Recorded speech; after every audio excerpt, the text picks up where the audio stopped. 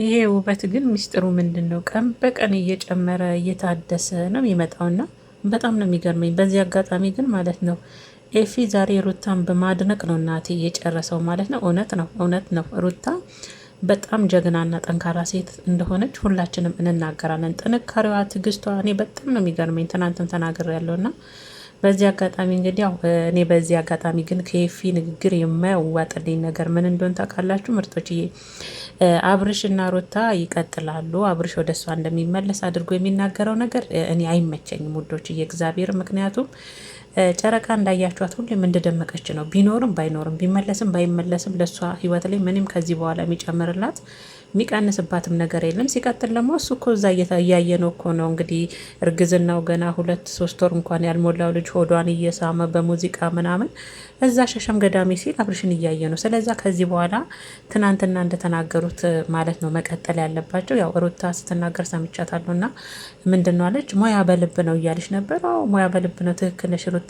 ግን ቢሆንም አሁንም ቢሆን በዚህም በዛም ብለሽ አብርሽን ለራስሽ ለመመለስ ምንም አይነት ድካም መድከም የለብሽም። እንዳልሹም ደግሞ እውነትም አንቺ ጠንካራና ጀግና ሴት እንደሆንሽ ነው እኛ የምናውቀው። ኤፊም በአንደበቱ ማለት ነው የልጅሽ አጎት ራሱ በአንደበቱ ስለ አንቺ ምን አይነት ድንቅ፣ ምን አይነት ውብ፣ ምን አይነት ጠንካራ፣ ምን አይነት ጀግና ሴት እንደሆንሽ እንኳን የባልሽ ወንድም እንኳን በአንደበቱ አጠገቢ ስላለ ጥንካሬሽን ስላለ ምን ያህል ብርቱ ሴት እንደሆንሽ ስላየ ነው እየመሰከረልሽ ያለው። መቼም ለአንድ ሰው ከአንድ ሰው አጠገብ ካለ በላይ የዛን ሰው ጥንካሬ ሊያደንቅም ሊያመሰግንም የሚችል ሰው የለም ቤተሰቦች። በዚህ አጋጣሚና ኤፊ እንግዲህ ቀን በቀን የሩታን ስለማያት ነው አይደለ? በጣም ነው መወዳት አለ። በጣም ነው ሩታ የመወዳት በጣም ጠንካራ ስለሆነች እያለ ነው። እና እኔ ትናንት ተናግሬው ያለው የሷ ጥንካሬና ትዕግስት ጽናት በጣም ነው የሚገርመኝ ብያቸዋለሁ። እና ግን ኤፊ አንዳንዴ ያው አሁን እየተፈጠረ ያለው ነገር ጥሩ ነው ያለው ድባብ ደስ ይላል። የሰላም የፍቅር ነው እየሄዳችሁበት ያለው መንገድ ሁሉ በጣም ነው ደስ የሚለው። ሩታዬም ከልጅሽ አባት ጋር ያለው ነገር በጣም ነው ደስ የሚለው። ግን እኔ እንደ አንድ እህት የምመክርሽ አብርሽን በቃ ወደ ራስሽ ለመምጣት ከዚህ በኋላ ምንም ለሱ ምደክሚበት ሁኔታ የለብሽም። ምንም ነገር ማለት ነው ራስሽ ላይ ነው መድከም ያለብሽ ከዚህ በኋላ። ምክንያቱም ለልጅሽ ታስፈልጊዋለሽ፣ እንዳልሽውም ጤነኛ መሆን አለብሽ። ውስጥሽ ሰላም መሆን አለበት። አንድ ሰው ደግሞ ውስጡ ሰላም ካልሆነ፣ ሰላም ማለት የበሽታ ብቻ አይደለም ቤተሰቦች። አይምሯችሁ አንዳንዴ በዚህም የሚታወቅ ነገር ካለ ያ ራሱ ከጤና የባሰ ችግር ነው እና ራስሽን አይምሮሽን ሰላም ንጹህ ማድረግ። ብዙዎቹን በይቅርታ እያለፍሽ ነው አይደል? ዝቅ ብለሽ ይቅርታ እየጠየቅሽ እያየን ነው። ያ ይቅርታ ደግሞ የእውነት እንዲሆን ከምር ከልብሽ እንዲሆን በቃ ነገሮችን እንዳልሽው ግፍ አድርገሽ ትተሽ ሰላማዊ የራስሽን ህይወት ማስቀጠል እንዳለብሽ ነው የማስበው እንጂ ከዚህ በኋላ እሱን ወደ ቤት ለመመለስ ኤፊሲ ነገር ስለሰማሁት ነው። በዚህ አጋጣሚ ቤተሰቦች ምን እያለ መሰላችሁ እንግዲህ ያው በመሀል እንዴት አመሻችሁ የኔ ምርጦች ማለት ነው። ሰላም ናችሁ ወይ ውድ ፋሚሊዎች? የሰላማችሁ ብዝት ትርፍርፍ ይበልን የኔ ምርጦች። ኢድ ሙባረክ ብያለሁ። ዛሬ እንግዲህ አረፋ ነው። እኔ ግን ትናንትና አረፋ መስለኝ ነበረ እና በቃ ዛሬ ነው ሮም ነው አረፋና እንኳን አደረሳችሁ። በመላ አረብ ሀገር ያላችሁ ቅመሞችዬ ባሉ የሰላም የጤና በድጋሚ እንዲሆንላችሁ እመኝላችኋለሁ የኔ ውድና የኔ ምርጥ ቤተሰቦች። በዚህ አጋጣሚ ዛሬ ደክሞኛል፣ ለዛ ነው መሰለኝ በጣም ይቅርታ ቤተሰቦች። አማርኛ ሁሉ ጠፍቶብኛል፣ እግዚአብሔርን ነው የምላችሁና መሀል ላይ እንግዲህ ስታክ እያደረግኩ ነውና በጣም ሶሪ ማለት ነው ውዶችዬ። እንግዲህ ወዳችሁና ፈቅዳችሁም ሰብስክራይብም ላይክም ሼርም የምታደርጉኝ ራሱ አደረግልሽ ምትክ የምትሉኝ ልጆች ያላችሁና ዩቱበር ሳትሆኑ ራሱ ምን ያህል መልካም ልብ እንዳላችሁ ነው የማየውና ከልብ እግዚአብሔር አክብረልኝ። በጣም ነው እናንተ የማመሰግነው። የዛሬ ቋንቋዬ እንግዲህ ድብልቅልቅ ካለባችሁ ያው አረፋ ነው ታውቃላችሁ። የታረደውን ማጣጠብ እነሱ የሚበልቱ መሰራራት እዛረዱበትን ግቢ ማጣጠብ ራሱ እንዴት ውልቅልቅ እንደሚያደርግ አትጠይቁኝ። ትንሽ ሰዓት ነው የተኛሁት ራሱ እግዚአብሔርን ነው የምላችሁና ሩታን ሳያት ከፊ ጋር አላስችላለኝና እስቲ ለምን አንድ 10 ደቂቃ አልሰራላችሁም? እናንተም ደግሞ ሀሳባችሁን እንድሰጡ አይታችሁ ስለምትመጡ የኔንም ሀሳብ ተደግፋችሁ እናንተም የራሳችሁን ሀሳብ እንድሰጡ ብዬ ነው እንጂ የምር እናንተም የኔ ደክሟችኋል አውቃለሁ። በስደት ከባድ ነውና አይዟችሁ የኔ ምርጥ እህቶች ማለት ነው። ዛሬ እንግዲህ ኤፊንና ሩታን ያየዋት እንግዲህ ሩታ እንደምታዩት ቀን በቀን እንግዲህ ውብና ቆንጅዬ እየሆነች ነው የምትመጣውና በቃ እችኛዋን ሩታ ነው እኛ የምንፈልገው፣ ሽቅርቅር ያለችዋን የሉልዬን ሸጋናት ማለት ነው።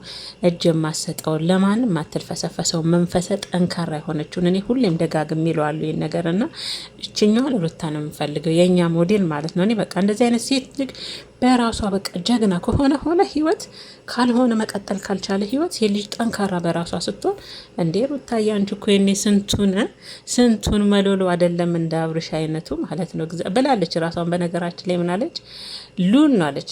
በሉል ምክንያት እኮ ነው እሷም አብርሽ ላይ እንዲሙጥኝ ያለችው እንጂ እንደሱ እሱ መቼም ቢወልድም ወንድ ስለሆነ ሌላ ቦታ መሄድም ቻለ። ሴት ልጅ ግን ብዙ ጊዜ ከወለደች በኋላ ያለው ነገር ምንድን ነው? ለልጆች መጎዳት፣ የወለደችው ልጅ ሌላ የእንጀራ አባት እንዳያይባት፣ ሌላ ህይወት እንዳያይባት፣ ሌላ ፊት እንዳያይባት ለልጇ ስትል ብዙ ዋጋ ትከፍላለች። ከማትፈልገውም ሰው ጋር ረጅም ጉዞ የምትጓዝ አሁን ሩታ የእውነት ከአብርሽ ውጭ ወንድ የለም ብሎ ውስጥ የሚያስብ ይመስላችኋል? ጠንበለሉን ማሰለፍ ትችላለች። እግዚአብሔርን ነው ብላችሁ ምን የመሳሰለው ማሰለፍ ትችላለች። ከሄርሜላ እንኳን ታንስም ሩታ በምንም ታምር።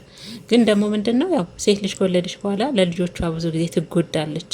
ከዛው ነው እንዲሆን ሁሉ ነገር የምትፈልገው። ድጋሚ መደገም ካለበት ከዛው ነው እና ለዛ ነው እንጂ አይምሰላችሁ። ለምን ሙጥኛልሽ ምናምን ብዬ እኔ ራሱ አንዳንዴ እናገርና ወደ ራሴ ደግሞ መለስ ስል ደግሞ ልጁ ስላሰራት ነው ብዬ አስባለሁ እንጂ አብርሽን መቼ እንደዚህ እንጠባረርባት ነበር። ባይሆንም እሱ ነበረ እግሯ ላይ የሚወርቅ የነበረውና እዚህ አጋጣሚ እንግዲህ ያው ኤፊ ሩታን እንግዲህ አብርሽም ተመልሶ ከዚህ በኋላ መንታ ልጅም ሊመጣ ይችላል ያለው ነገር ደስ ይላል። ኤፍሬም ምናለ አብርሽ ሩታን ይወዳታል፣ እሷን መውደዱን አያቆምም።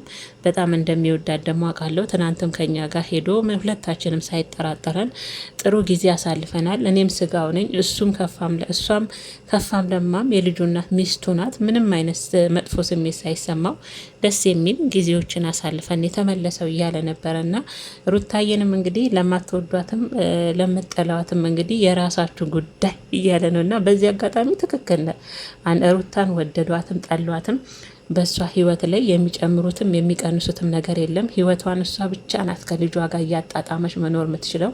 እነሱ ቁጭ ብለው ያወራሉ፣ እሷ ትሰራለች። በቃ ምንም ቢሏት ማለት ነው። እና ዛሬ ኤፍሬም በነገራችን ላይ ሩታን ሲያደንቃት ነው ቪዲዮን የጨረሰውና እኔ ራሱ እንዴት ደስ እንዳለኝ በቃና ሁላችንም የምንናገረው ነገር እኔ ብሆን በአጭሩ ነው ተስፋ ቆርጠው እንደ ሩታ ረጅም ጉዞ አልጓዝም። ከአብርሽ ጋር እየተለማመጥኩ በቀን 3 ጊዜ ቅርታ እየጠየቅኩኝ በፍጹም አላደርገውም። ለዛ ነው ትናንትም እሷ በጣም ጠንካራና ጀግና ሴት ናት ብያልኳችሁ ማለት ነው። ምርጥቺ እና ዛሬ እንግዲህ ሁለቱንም አይቻቸው ነበረ። ሄርሜላንና አብርሽንም ዞጥ ሲሉ እያዩቸው ነበረ እና ኤፍዬ እሱንም ተወበናት እርግፍ አድርገተው የራሱን ህይወት ጀምረዋል። ልጅ የሚባል ነገር ይዟል። ከዚህ በኋላ መቼም ልጅ የሚባል ነገር እየመጣ ነው አይደለ? ስለዚህ እሱንም ነገር እርግፍ አድርገ እሷ ብቻ ጠንካራ እንድትሆን ካጠገቧ እንደ ሁል ጊዜም ማለት ነው ከጎኗ እንድትሆን ነው የምፈልገው የእህትነቴን እንጂ ወንድምክ እንዲመለስ እሱ ላይ ተስፋ አድርገ ሁለቱም ማገናኘት ማላቸው ላይ ተስፋ ምንም አይመለስም። ይሄ ልጅ ከዚህ በኋላ አይጠቅማትም። ቢሆንም ቤተሰቦቼ ልቡ የሸፈተ ሰው ሸፈተ ነው። ለእሱ አይሆናትም። በቃ ድጋሜ እዛ ጋር ልጅ አስፈጥሮ ደግሞ ድጋሜ ደሩታ የማይሆን ነገር በቃ የማይሆን ነገር ነው። ስለዛ ለእሷን ጠንካራ ጀግና ሴት እንድትሆን ለልጇ እንድትኖርለት ሰላም እንድትሆን እንጂ ይሄ ወደኋላ እየተመለሰች ነገሮችን ይሆን እንትን እንድትል እኔ ፍዬ ባትሰራ ይሄንን ጥሩ ነው ብዬ ነው ማስበው። በተረፈ ደግሞ ያው ሁሌም ከሩታ አጠገብ ሁሌም ከሩታ ጎን ስለምትገኝ በጣም ነው ደስ የሚለው። ማለት በቃ ምንም ብዙ ተብሏል። ኤፍሬም እንዳያችሁት ከሆነ ብዙ ከእህቶቹ ጨምሮ እህቱ ቡዜ ጨምራ ወንድምህ ካሁን ከወንድም ጎን ቆም ብለዋለች። ግን ለሩታ ነው ሲከራከር ማየው። ትናንት ዴቭ ሲቆጣው ነበር የሰውን ህይወት አትበጥበጥ እያለው እና ጓደኞቹ የአብርሽ ጓደኞች መጥተው ከኤፍሬም ጋር እስከ መጋጠም እሱን እስከ ማነቅ ይደርሳሉ። ይሄ ሁሉ በማ ምክንያት ነው? በሩታ ነው። በቃ በሩታ አጠገቧ ደግሞ እኔ ገርመኛል። ሩታ አጠገብ ሰው ሲያዩ አይወዱም። አጠገቧ ላይ ሰው ሲያዩ አይወዱም። ለምን እንደሆነ እንጃ፣ አብርሽን ጨምሮ ማለት ነው። በቃ ብቸኛ እንድትሆን ያዘነች ሴት፣ የተሰበረች ሴት፣ ልቧ የተሰበረ የተጎዳ ሴት ነው እንድትሆን የሚፈልጉትና ይሄንን ደግሞ ለመሆን ልጅቷ ራሱ አትፈቅድም፣ አትችልም መሆን ራሱ። እሷ ራሱ እኮ 30-40 ሰው መሆን የምትችል ሙሉ ባንድ ብያታለሁ እኔ ድምቀት ናት። እና ምርጦችዬ ለማንኛውም እንግዲህ ያለው ነገር ይሄ ነው። በራሷ ቤት እንግዲህ ጠፍታለች ሩታ። ትናንትን በአብርሽ ነው የመጣችው፣ ዛሬ ደግሞ በኤፊ ነው የመጣችው። ምናልባት ደግሞ ማታም ደስታ ሲያለቅስ እያያችሁት ነው። ተስፋ ቆረጥኩ እያለ ነው። በሩታ ጨርቄን እጥላለሁ እንጂ እንዲህ በቀላሉ አልፋታትም እያለ ነው። ሩታ ልታዳምጠውን ቦታ ልሰጠውም እንዳልቻለች እየተናገረ ነበርና ምናልባት እስቲ ለደስታ ልቧን ከፍታ አብረው ይመጡ ይሆን ወይም በራሷ በአዲስ ነገር ትመጣ ይሆን የሚለውን እንግዲህ አብረን እናያለን። እስከዚያው መልካም ምሽት።